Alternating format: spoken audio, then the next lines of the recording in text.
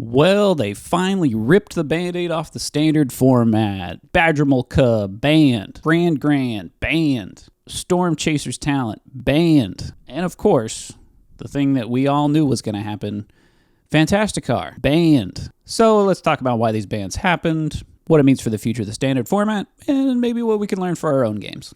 Let's get into it. Distraction makers. Counterintuitively, one might think that if you have more cards in a format, you're likely to have more diversity. But what ends up happening is that you actually just end up with more outliers. If you have a smaller card pool, you're still going to have outliers, but theoretically, those won't be able to sort of coalesce into an individual strategy, ideally. Sometimes they do. But as long as you can kind of keep those power outliers in different strategies using the Escher's stairwell technique we've talked about previously, which just means when you put out a set into the standard rotation, you have a small enough card pool that you can say, make enchantments powerful, or make artifacts powerful, or make lands powerful, and those strategies don't have enough outlying powerful cards to overlap with each other to sort of homogenize around just a few decks. But when the card pool gets big enough, you're going to have these power outliers running into each other more often. And so you sort of end up with a larger overall card pool, but fewer inefficient cards that see any amount of play because there's enough outliers to fill the slots in the decks. And we start to see them, I think, realize that these cheap, powerful engine cards are a particular problem. For the last several months, Standard has been headlined by two strategies that are clearly ahead of the pack. Badgermole Cub-based strategies in green, and various decks utilizing blue-red non-creature spells. For most of this time, the gap between these two strategies and the rest of the format was discernible but not insurmountable, and many decks could find success each weekend. But recently, the gap between the top decks and the rest of the field has widened. The biggest development is a new Badgermole Cub deck called Selesnya Offense that has emerged as the strongest green variant. In previous ban announcements, we've seen a very similar pattern emerge with the cards that they're choosing to ban. And most often those are low mana value, sort of economy engines, right? Cards that sort of become an entire army on their own. And so when we look at something like Stormchaser's talent, this card is useful at all sort of parts of the game, where traditionally, if we're looking at the strategy circle, as we often do, you want to try to split strategies into rush, economy, and defense, meaning that they're not necessarily getting access to all of these things. If you have a rush strategy that's trying to end the game quickly, that deck shouldn't necessarily be able to outlast an economy strategy that's put in the work to get to the later rounds of the game. And that way you have this dynamic at play where, all right, there's a race from the rush deck to defeat the economy deck before the economy deck can get those engines online to beat the rush strategy with card advantage. But when the rush deck can play a card that gives them a 1/1 creature with prowess, so a creature that also scales based on the other cards that you're playing, and then also can get more value off of this card later in getting a card back from the graveyard to play again, and then also can get more value later when it turns into basically an economy engine.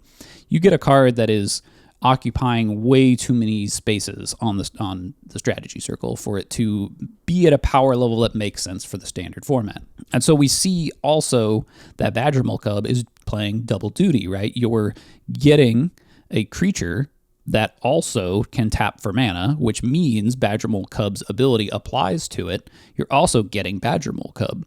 You're getting 3 power worth of creatures, which is always more powerful when that power is split between multiple creatures, for not only for blocking purposes, but if you have some kind of buff effects that work with multiple creatures. Like if you had something that said all creatures get +1/+1, if this was a single creature that was a 3/3, it then becomes a 4/4. But since it's 2 creatures, you have a 1/1 and a 2/2, which then becomes a 2/2 and a 3/3, which means it's 5 overall power, right? You're getting additional benefits from these being split into multiple creatures, as well as requiring multiple pieces of interaction to remove all of the value that this card has created. And Gran-Gran doesn't really fall under necessarily the more aggressive side of these things, the way that Badgermole Cub and Stormchaser's talent do, where Gran-Gran is just a remarkably good value engine at 1 mana. So let's talk for a minute about what a healthy economy engine card would look like. And I think the best baseline for this is Phyrexian Arena. Phyrexian Arena costs 1 and 2 black. It's an enchantment. It says at the beginning of your upkeep, draw a card and lose 1 life. Phyrexian Arena is probably the best sort of target for this kind of economy engine. It's not powerful enough that it gets played in hyper-aggressive strategies, but it can see play in mid-range strategies. And of course, in control strategies, this is exactly the kind of economy engine they would want to invest in. We can compare this to something like Dark Confidant, right? Dark Confidant costs 1 and a black. It's a 2/1, and at the beginning of your upkeep, reveal the top card of your library, and you lose life equal to its mana value. Dark Confidant sits in a kind of a weird place, right? I would say this is 1 layer more aggressive than Phyrexian Arena, in that it's a arena-like effect that sits on an aggressive creature body, right? So you are getting a creature on top of a Phyrexian Arena-like effect. The Phyrexian Arena-like effect here is actually probably more powerful than Phyrexian Arena, even though it seems like the drawback would be greater. If you reveal a land off the top of your library, you don't take any damage at all.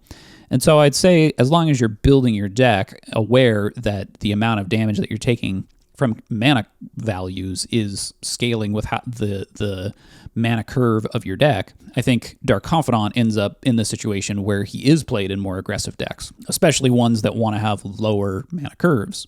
So there's kind of an interesting trade-off, I think, between these two cards. But then we look at something like Stormchaser's Talent, or Badgermole Cub, or Gran-Gran, and we see that not only are these very cheap cards in 1 and 2 mana effects, but also there's not really that much drawback to their card advantage or mana advantage engines in the case of Badgermole Cub. And so aggressive decks get to play these card advantage engines, which just sort of speeds up the entirety of the curve, right? If you instead you're getting some kind of a trade-off for that aggressive creature. We look at something like Goblin Guide, which back in the day was one of the best aggressive creatures in the game. It's a 1 mana 2/2 with haste that when it attacks, your opponent gets to reveal the top card of their deck, and if it's a land, they get to put it into their hand. This is kind of like sort of the crux of the situation. It's almost like you're, not quite, but you're sort of giving your opponent an economy engine by playing Goblin Guide, right? It's if you're going up against an economy strategy that needs to hit their land drops in order to get to sort of turn the corner and make it so they can survive past your onslaught, right? You're basically saying that's more likely for that to happen by me playing this 2/2 with haste, right? There's a tension in between these strategies. I think Goblin Guide in that way is a very well-designed, low mana cost threat. The trend, though, that we keep seeing with the cards that are being put into the standard format is that they kind of just do everything, right? There's no tension. There's no friction into playing these cards and getting these advantages. And I think there's a couple sort of design philosophy things that are going on. One is that Mark Rosewater has just sort of come out and said that landfall is kind of the inspirational mechanic for the way that Magic works now, which is that they don't really do drawbacks anymore. They just do extra bonuses. And so, like landfall, when a land comes into play, you get some kind of a bonus, right? It's I am improving my economy, and then I am also getting an additional bonus on top of that. And so we get all these sort of snowbally effects. And I think that this has been probably the most, there's a previous video talking about this, but it's probably been the most impactful and potentially detrimental design choices to Magic the Gathering, is that we've sort of removed trade-offs. But if you're looking at it through the lens of design for the Commander format, this sort of just makes sense, right? You want a player to feel like the things that they're playing have a lot of impact. They have a lot more opponents, so that it's more likely that they need to sort of stay in that race with their opponents. And you also have a lot more time between your turn and then it getting back to your turn again. So if you play something like Phyrexian Arena, which again, in the standard format, should probably be the premier economy engine, or at least things kind of around Phyrexian Arena, you sort of end up in this situation where if I play Phyrexian Arena and I have to wait to get any kind of advantage from it until my next turn, there's 3 players that can interact with it before I get any kind of payoff. And also, I don't see the dividends of that until it's gone through all of my opponent's turns. And so if you're in like the 4th seat in a Commander game and you play Phyrexian Arena trying to get back into the game, it's not going to happen, right? Like it's the delayed benefits of a card like that take too long in order for it to pay off. And so we get these economy engines that sort of pay off right away and then continue to pay off, which I think is really detrimental for the standard format. And so you end up in this weird, instead of having a tension between deck building in the formats themselves, you have this tension between commander design and standard design that I think has gotten us into this weird, really cheap economy engine kind of mess that we've been in. So all that being said, I guess the question is, with these bans being made, does this put standard into a healthy state? I think this does remove the most powerful of these effects. It does seem like the next value engine in line is something like Tablet of Discovery. And this card, played in conjunction with Jeskai Revelation, is a particularly strong value engine. But if we're sort of comparing this to something like, say, Phyrexian Arena, how do these two things line up? Well, this costs 3 mana, which already is in a better place than something like Badgermole Cub or Gran-Gran or Stormchaser's talent. But the payoff here is substantially, I would say the payoff here is better than Phyrexian Arena. It's not 1-to-1, obviously, because this is a mana rock, right? Like, you're getting mana advantage here and a little bit of card advantage, but not reoccurring card advantage, where card advantage is usually a bit stronger than just mana advantage, although this does put you several turns ahead if you're trying to play a very powerful sorcery or instant or sorcery. So yeah, this card could end up being a potential problem, but I do think that it's in a much better space mana curve wise than these really cheap value engines that we had been seeing. I think there's another little bit of an angle to look at this through as well, which is that Universes Beyond may have had somewhat of an impact on their choice of when to ban these cards. I think that's probably speculation, but I will say that it could be that they were more likely to take action on so many cards from Avatar, because there's also the Momo deck that's in the format still. So if the fans of Avatar are looking for an entry point into the standard format, they still have that with the Momo deck. And in fact, I think Momo is probably a more well-known character than Gran-Gran or Badgermole Cub, so that makes a bit more sense to me from a marketing perspective, is that if you want people that are fans of Avatar to play standard and they see that Momo is a character that they could play, I think if that deck is a bit more viable than it was before, that's probably a good thing. Although that's a very sort of cynical marketing approach and not necessarily what's good for the mechanics of the game, right? And I think if the format moves in a direction where mid-range is a bit more of an option, something like Dimir mid-range with cards like Kaido, that makes a lot more sense. Kaido is a very powerful mid-range sort of card that sees play all the way into formats that are as powerful as Legacy. So the fact that it's not seeing play in Standard feels probably like it's worth exploring why that's the case. Standard doesn't really necessarily have the same kind of powerful counter spell type interactions like Force of Will, but the fact that Kaido sees play in Legacy, it feels a little weird that it's not seeing very much play in Standard. The other thing to think about here, and this also has to do with the Legacy format, is that what it seems like is happening is that they have sort of built themselves an amount of sort of design debt or development debt that they're still trying to clear out of the formats. They've gone through this period of time where they've created these really pretty broken cards, at least in 60 card formats. And it's hard to say if that motivation is entirely so that these cards see play in Commander, but there's a pretty obvious tension between Commander being the most popular way to play the game and it also having extremely different set points than Standard or Legacy, where you have 40 life each and there's 3 other players. And so and also that turn structure we were talking about, where these pressures are being put on the design of the cards so that they pay off immediately.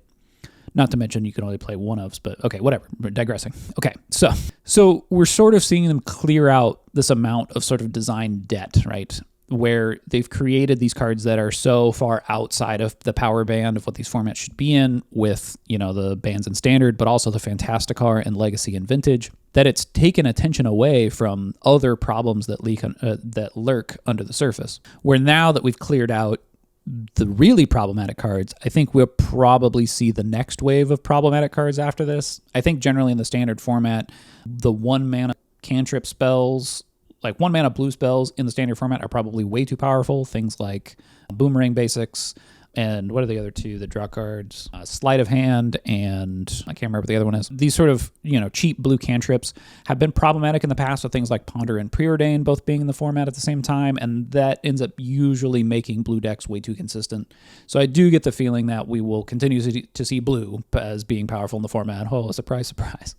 But when we go and take a look at Legacy and Vintage, Vintage I'm not really all that familiar with, but Legacy, specifically with Fantasticar, there was kind of an amount of design debt that had been piling up that needed to be dealt with before Fantasticar came out. And so Fantasticar has kind of given Wizards of the Coast a way to sort of say, hey, we're taking action, right? We're doing something, even though the format was kind of in a weird state with things like the One Ring, Tamiyo, and a few other cards that I've heard from, from Legacy players generally as being cards that are like pretty pushed even for the Legacy format. And so, yes, they took action on Fantasticar, which is great. That needed to happen. But that feels like the easiest win of all time, right? Like, like this card is clearly one of the most broken things, one of the most broken cards to ever be made in Magic. Comes off the back of something like Nadu, right? Like we get Nadu and then Fantasticar. It's like somebody somewhere needs to put the brakes on these things because it is just... It's kind of comical, right, that these things keep getting made that just keep breaking these formats. Obviously, Fantasticar is a card designed for the Commander format. We know that Nadu was also the case with Nadu, is a card that was initially supposed to operate somewhat like Prophet of Kruphix, and somebody was like, well, no, you can't do Flash, and you can't do the untapping thing, because then you get a player playing a turn on everybody else's turn, which is just so busted. And then there was kind of a late change that got us the Nadu that ultimately was printed. But I don't know, it's so weird, because I think there's this, maybe this is the benefit of Universes Beyond and having an influx of so many new players, power creeping in this way to try to attract Commander players to buy new cards, maybe just becomes much less necessary. Maybe we can attract players through these external properties, and those cards don't need to be all that powerful, so that those players can get on the escalation curve, go from Universes Beyond cards that aren't as pushed into, in-universe cards that are maybe a little more pushed, but nothing like we've seen. But that's definitely wishful thinking, because obviously they want to sell packs to everybody. So I think we'll continue to see these broken cards. I also wonder if it's time to reevaluate whether the sort of 3-year standard experiment was a good idea.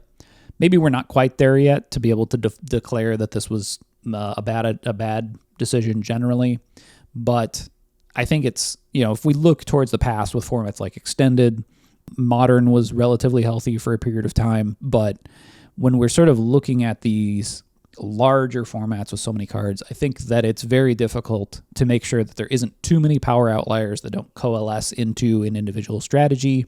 And then instead of having a wider metagame because you have so many cards, you end up with a much narrower metagame because there's only a subset of those cards that are actually playable when they can sort of coalesce into a single deck. So I'll be curious to see what happens in the standard format. I think these bans come at a decent time because we're about to head into a standard competitive season. So shaking up the format now and sort of giving a smaller window of time for players to solve the format before we go into that competitive scene makes a certain amount of sense, rather than having done these bans 4 months ago. I know there's been a little bit of criticism of like, well, come on, we knew these cards were banned 4 months ago when you did the last ban announcement. Why didn't we ban them then? And I do think it's probably to narrow the window of time from when the ban happens to when the competitive season happens, to just make sure that we don't go into that competitive season with a solved format. So I am, sympathetic to that situation. Obviously, the most ideal thing you would do is just not have a broken format to begin with, but we're playing the hand we were dealt, right? I don't know. I remain optimistic for the standard format. I'm hoping that they can find ways to shave the power bands even a little bit thinner with things like archetype design, which we'll talk about in a future video. But generally speaking, needing to rotate the format with bans really is not a good strategy long term. I think it doesn't inspire a lot of faith in the players in that I can buy cards that are powerful for the decks that are the best decks to be playing and expect to be able to invest in that deck at least while it's in rotation or until, sort of a more powerful strategy comes out. But one other thing that has me a little bit concerned is that part of the justification for making these bans is based mostly off arena data. And arena data, I think, is not all that indicative of physical standard gameplay. But again, I think this just sort of loops into, we want a healthy format, or we want a new format going into the competitive season. I do worry that this sets a precedent, though, that they're going to do sort of these rotational bans every time we move into a new standard season. So I don't think that's particularly great for the game. But yeah, being in this situation where they are sort of rotating with bans, I think is pretty problematic for the health of the format. So hopefully we can get back to a place with Standard where things are less turbulent and we're not seeing nearly as many bans. I don't think we're ever going to get back to, or at least not anytime in the near future, getting back to when Standard was at its best, where we had 2 bans in like 10 years.